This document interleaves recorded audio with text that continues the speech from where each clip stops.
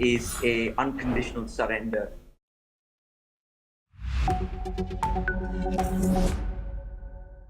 Hello and welcome, I'm Thomas Porteous and you're watching NewsX World. Let's take a look at some of the top stories this hour. Iran fires a missile wave overnight, damaging Beersheba's Soraka hospital and injuring at least 65 people, though Iran claims it targeted a nearby military site. Israel strikes back at Iranian nuclear locations as Trump weighs direct US involvement in the escalating conflict. Iran blasts the UN nuclear watchdog for partnering in Israel's war after the IAEA accused Tehran of nuclear non-compliance. Spokesman Israel Bakway says the agency, quote, betrayed the non-proliferation regime in a post directed at IAEA chief Rafael Grossi. Top diplomats from France, Germany and the United Kingdom and the European Union plan to meet Iran's foreign minister in Geneva on Friday. Their goal, diffuse tensions as Israel continues strikes on Iran's nuclear sites. Air India says one engine on the crashed jet was new while the other wasn't due for servicing until December, with both having clean histories. At least 270 people died when flight AI 171 went down seconds after takeoff from Ahmedabad. Gaza's civil defense says Israeli shelling killed 18 people today, including 15 waiting for aid in central Gaza. 3 others died near Gaza City, according to local officials via AFP. Hurricane Eric strengthens to a Category 4 with winds of 230 kilometers an hour, poised to strike Mexico's Pacific coast, says the U.S. Hurricane Center. President Sheinbaum urges residents in Oaxaca and Guerrero to stay indoors and follow official warnings.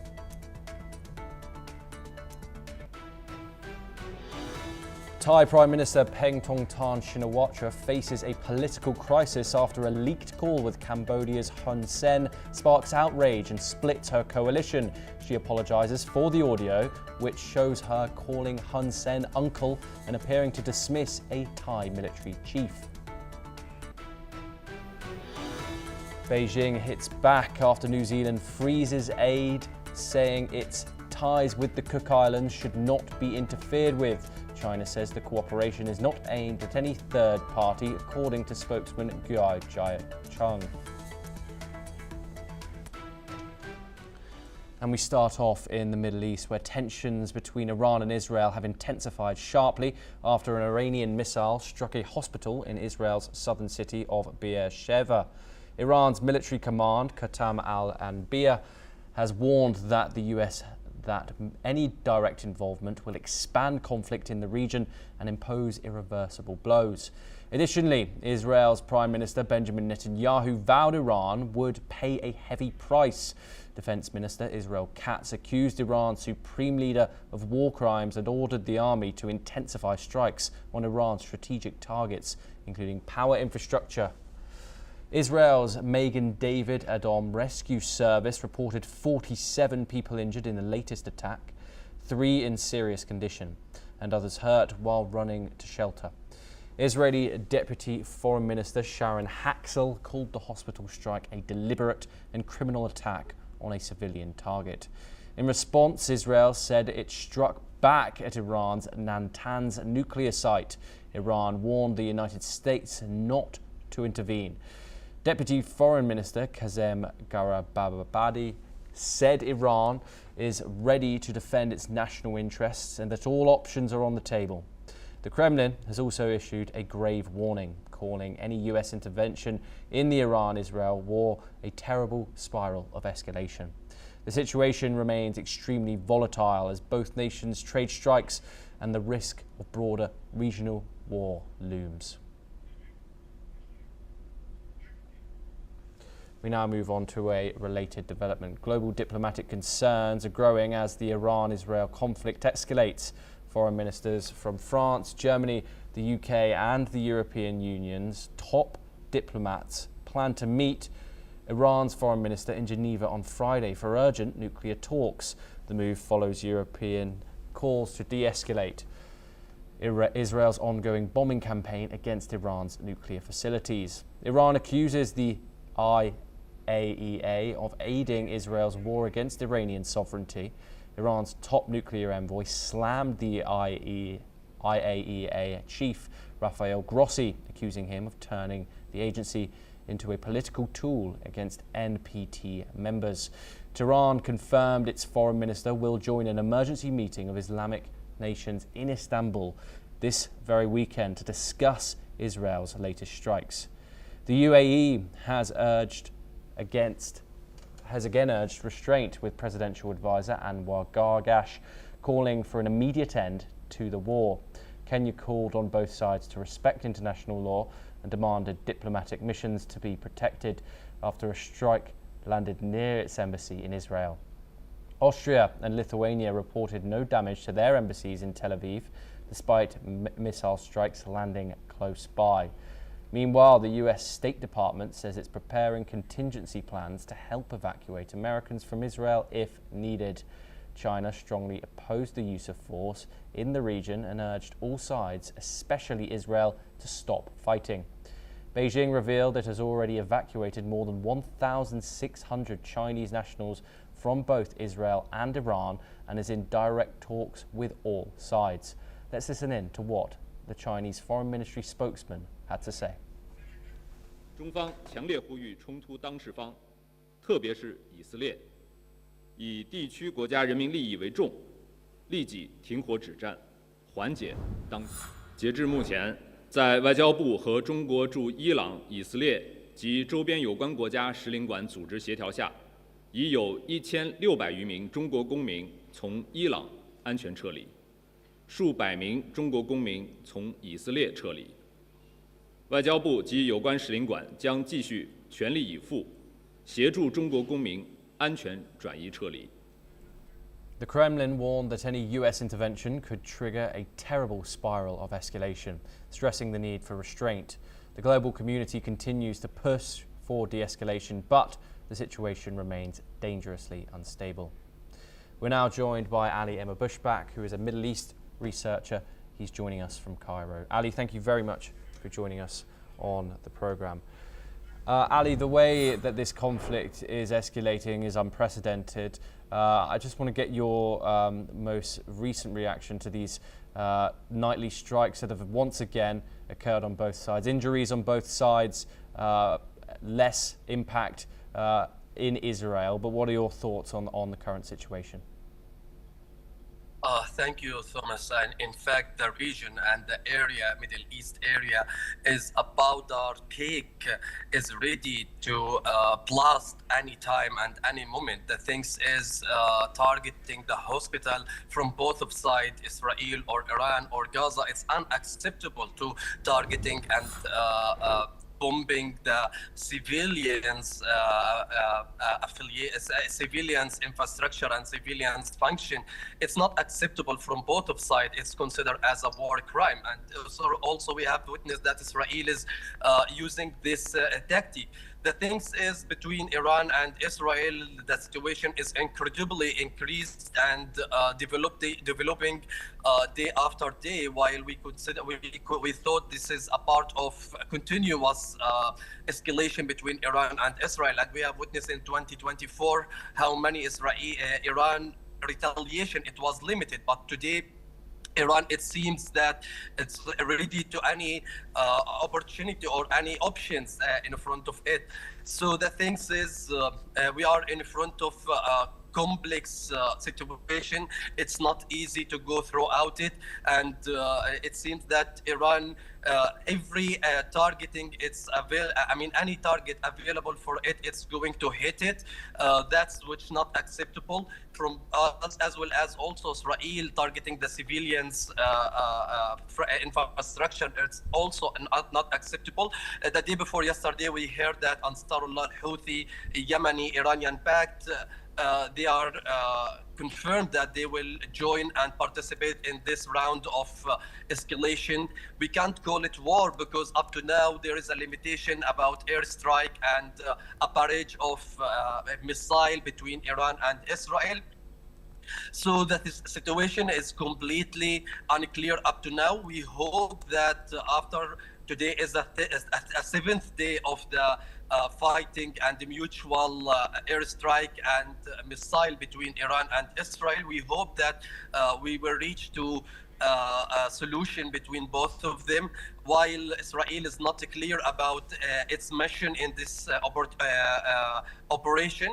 They said, I mean, if you will analyze the thematic analysis of the Israeli spokesman and Israeli government, they said we have a lot of duty to do in Iran without any explanation, which make it open, and the expectation about when it's going to end and done. It's related to Gaza as well as we have seen that Israel released several of a statement devastated Hamas and without sharing any aims for this war and when it's going to end. And this also escalation between Iran and Israel is not clear when it's going to done. Is that Israel is going to destroy the ability of Iran about a nuclear weapon and have a nuclear bomb, but it's not clear up to now because Iran has ability and to enrich to uranium. So the things is up to now complicated. We hope that it's going to end very soon, but from Israeli side there is a many destruction. From the Iranian side there is a many destruction. There is a lot of casualties from both of sides. May it's going to escalate more and more, and after the Iranian pact proxy in Middle East, they are going to join this round of conflict. Yes, and Ali, what are your thoughts on Iran accusing the UN nuclear watchdog, the IAEA, of aiding Israel in their war against Iranian sovereignty? What are your thoughts? To play a victim, it's every part they use the victimhood and they use the speech of victim. If you will see, it's Israel also adopting the strategy of victimhood as well as Iran and also in Gaza. So the things is we have to understand the situation to see what is going on the ground rather than to hear what is the release of a statement from both of sides. So I guess Israel can't do it, and there is from the many of American and Israelis politicians and observers, they consider that Israel couldn't do this hate and this aggression without the permission from America, which means the all organization and all the bodies of international, they are supporting Israel. This is in my opinion. So Israel can't going through this operation and using the military to pressurize Iran without the permission from international community and without the support from international community, because the consequences from Israel, it's understandable from by the Israelis politician. So in my opinion, may this statement it's correct and may it's not correct, but as I mentioned, there is no doubt about U.S. support in Israelis bombardment and Israelis airstrike in Iran. So, and as well as we have witnessed China and Russia, they are ready also to support Iran. So that as I mentioned, the area is a powder keg, ready to explode at any time. Ali Emma Bushback, thank you very much. Always a pleasure having you on the programme. We will keep you updated with that developing situation. We move on now and stay in the region where at least 18 people, including 15 aid seekers, have reportedly been killed by Israeli shelling in central Gaza, according to the Civil Defense Agency. Officials say those killed were waiting near an aid distribution point, one of many that Gaza's tribal committee now warns are becoming deadly traps. The committee has urged Palestinians to stop gathering in border zones labelled as aid sites by Israel, calling them, quote, death traps that have already claimed hundreds of lives. In a statement, they called for safe and coordinated entry of humanitarian aid, stressing that protecting lives is a national duty. This comes just days after Israeli forces killed 65 more aid seekers in Khan Yunis, according to reports, and the Gaza death toll has now surpassed 55,400 since October, according to local health authorities. Meanwhile, more than 50 Israeli hostages, both dead and alive, are still with Hamas in the Gaza Strip. Now we move over to Europe, where Ukraine says Russia has rejected a US-backed proposal to halt fighting exactly 100 days since Kiev accepted the deal without preconditions. Foreign Minister Andriy Sybiha said the proposal aimed to completely stop the killing and begin a genuine peace process. Despite talks hosted in Turkey, Russia issued demands, Kiev calls ultimatums. Moscow insists on full control of 4 occupied regions and the removal of President Zelensky from office. Russia claims Ukraine would use any ceasefire to rearm and regroup. Meanwhile, Russian troops are reportedly advancing daily along the front line despite heavy losses. Russian Defense Ministry said Russian forces capture Novomykolaiv in Ukraine's Donetsk region. President Putin, however, said NATO's planned defense spending increase is not a threat. He insists Russia's military remains strong and self-sufficient. Putin says he's open to meeting Zelensky as well, but only during a final phase of peace talks. Ukraine accuses Russia of prolonging the war to extract more territory and security concessions. Putin also warned Germany against sending Taurus missiles to Ukraine, saying it would ruin ties but not affect the war's outcome. Sybiha concluded by urging stronger sanctions and more military support to force Moscow towards peace.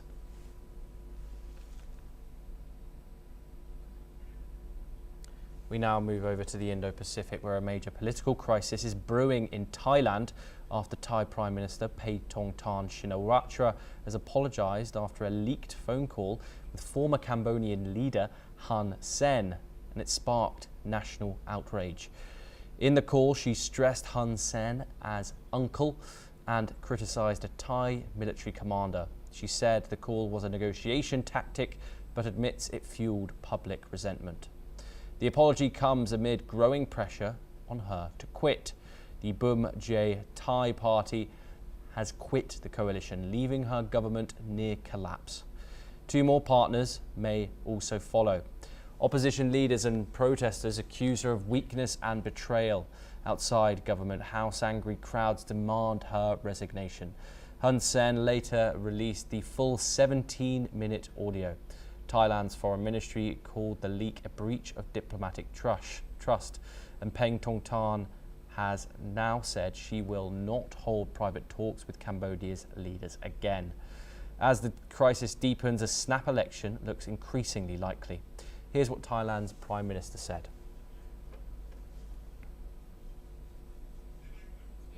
พี่น้องประชาชนนะคะคนไทยทุกๆคนที่มีในเรื่องของกรณีที่มีคลิปเสียงหลุดออกมาระหว่างที่ดิฉันคุยกับผู้นำทางกัมพูชานะคะก็จริงๆเป็นเรื่องประเทศไทยค่ะเพื่อมายื่นหนังสือประท้วงนะคะเพื่อแสดงความผิดหวังอย่างยิ่งต่อการกระทำของผู้นำกัมพูชาค่ะอันนี้จริงๆทั่วโลกไม่มีใครทำแบบนี้นะคะที่ผู้นำคุยกันไม่ว่าจะเป็นประเทศใหญ่ๆที่มีการตกลงกันหรือมีการพูดคุยเจรจาใดๆเนี่ย We stay in the Indo-Pacific for our next story. Tensions are rising on the Korean peninsula as North Korea has fired over 10 multiple launch rockets from the area near Pyongyang's Sunan district this morning.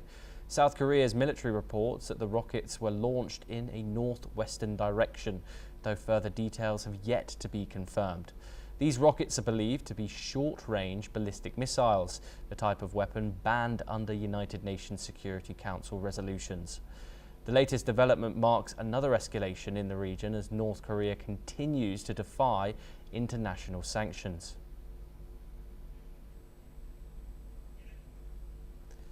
A Chinese naval drill near Japan has sparked concern in Tokyo, prompting Japan to lodge a formal protest with Beijing and publicly release details of Chinese military movements.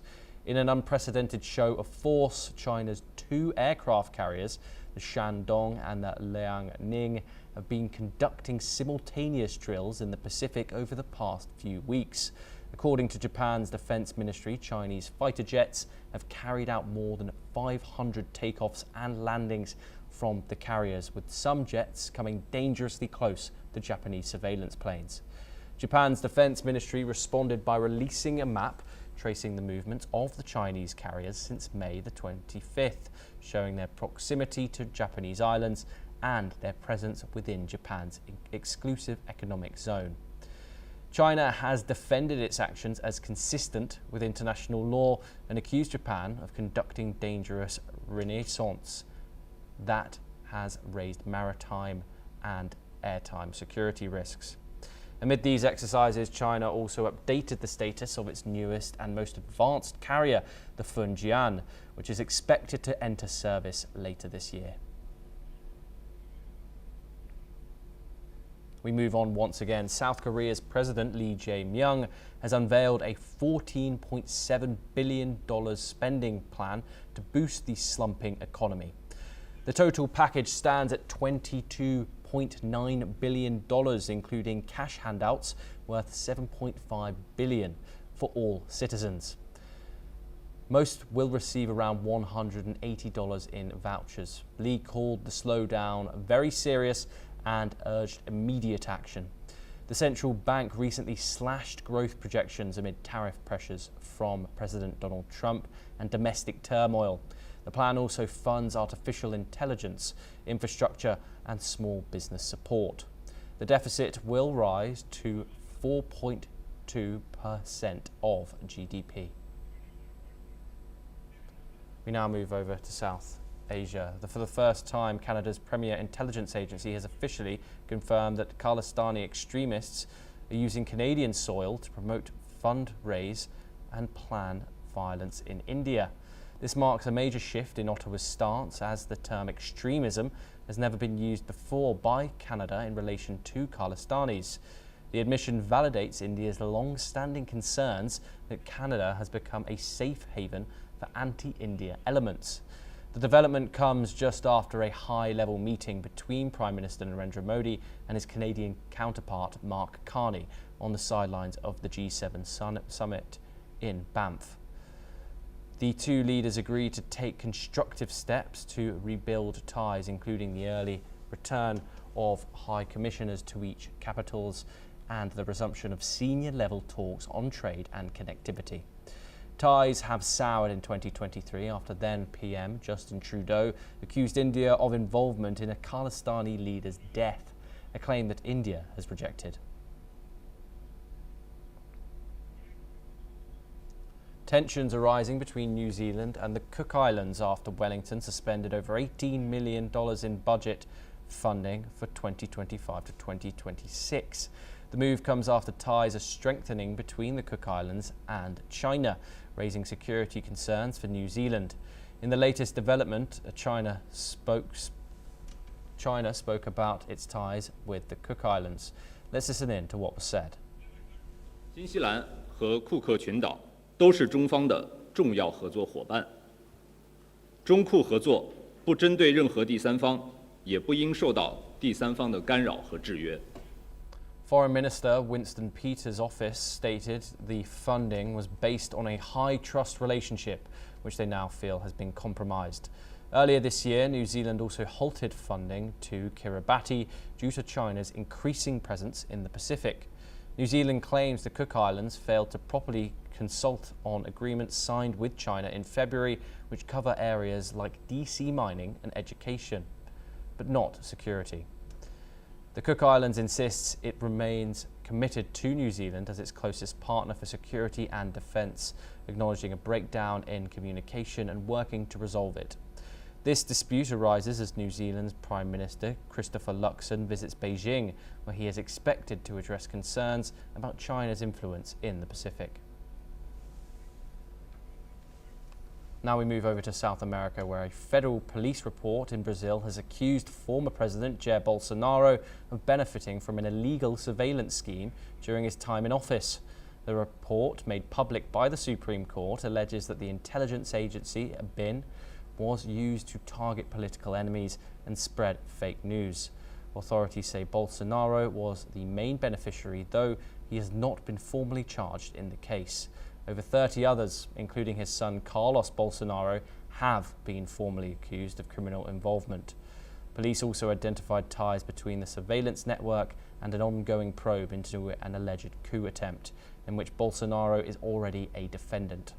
Carlos Bolsonaro, a city councillor in Rio de Janeiro, denies any wrongdoing, claiming the probe is politically motivated. Among the accused are BIN's former chief, Alexandra Ramagem, and its current director, Luis Fernando Correa. Ramagem is accused of misusing the agency, while Correa is suspected of obstructing the investigation. The Prosecutor General's office will decide whether Bolsonaro himself faces formal charges. We stay in the region once again. Tens of thousands of Argentines marched through the streets of Buenos Aires in a show of support for former President Cristina Fernández de Kirchner, who has begun serving a 6-year sentence under house arrest for corruption. Kirchner, who led the country for 2 terms from 2007 to 2015, remains a deeply polarizing figure in Argentine politics, an essential figure in the Peronist movement. She is also seen as the chief political rival of current President Javier Milei. Supporters flooded the streets with drums, flares and banners, showing her enduring popularity among her political base. Kirchner has dismissed the corruption allegations as politically motivated. Let's listen in to what some of the protesters had to say. Nuestros derechos. Es Cristina libre para tener un país soberano y para que haya una auténtica justicia y una auténtica democracia. Porque es injusto lo que pasó con ella. Que se están mandando una cagada gigante, que están despertando esto, que es lo más peligroso que puede tener cualquier político. La van a meter en cana, la van a meter en un departamento, le van a dar domiciliaria, así, pero nosotros vamos a salir a la calle todos los días, y todos los días. Y vamos a hacer una fiesta, vamos a hacer un after en el balcón de Cristina todos los días. Last week, Argentina's Supreme Court upheld a 2022 conviction against Kirchner for a fraud scheme involving public works in Patagonia. The ruling includes a lifetime ban from holding public office. Despite her house arrest, analysts say Kirchner could continue to wield political influence. We move to North America now, where Hurricane Eric has strengthened rapidly into a major Category 4 hurricane as it churned towards Mexico's southern Pacific coast, where it is expected to make landfall early on Thursday, authorities have said. Eric is expected to bring potentially destructive winds and life-threatening flash flooding. Eric will be the first hurricane to make landfall in Mexico this hurricane season, which runs from May to November. Forecasters predict an above-average active season, with between 8 and 11 hurricanes and 4 to 6 of those reaching major hurricane status. Scientists have warned that Eric could become the most intense hurricane to make landfall along Mexico's Pacific coast this early in the season. A Category 4 hurricane is considered extremely dangerous and capable of causing devastating damage. Up to 16 inches of rain is also expected to hit the states of Oaxaca and Guerrero. Let's take a listen in to what the locals of Oaxaca state had to say. Ya estamos preparados todos porque pues dicen que va a pegar acá por esta lado de la costa, pues vamos a asegurarnos para no después lamentarla. Hay que acomodar las tablas porque si aquí como los negocios son muy sencillos, son de lámina, no sabemos cómo vaya a venir el huracán. Both states have begun emergency planning and taken preventative actions with local authorities. Over 18,000 first responders have been deployed and over 500 temporary shelters have been activated, according to authorities. Mexican authorities are also coordinating evacuation and care efforts for tourists in popular beach destinations. Mexican President Claudia Sheinbaum urged residents to stay indoors and move to shelters if they are in flood-prone areas. Mexico's National Water Commission warned rainfall in coastal areas could trigger landslides and flooding, with waves reaching up to 6 meters high. Now we move over to Africa, where representatives from the Democratic Republic of Congo and Rwanda have initialed a peace agreement aimed at ending the conflict in eastern DRC. The agreement is set to be formally signed on June the 27th. And according to the US State Department, the signing of the peace agreement will be witnessed by US Secretary of State Marco Rubio in Washington. The agreement includes provisions for the facilitation of the return of refugees and internally displaced persons, as well as the conditional integration of non-state armed groups and the establishment of a joint security coordination mechanism. It also outlines commitments to respect for territorial integrity, a prohibition of hostilities, disengagement and disarmament. The text was developed over 3 days of what officials described as constructive dialogue between Congolese and Rwandan officials. On June the 18th, technical delegations from the Democratic Republic of Congo and the Republic of Rwanda finalized and initialed the draft of the text agreement. A joint statement released by the two nations, along with the United States and Qatar, who acted as mediators, affirmed the progress made in the peace talks. Well, that is all we have time for, and we will continue to bring you more news updates from around the world.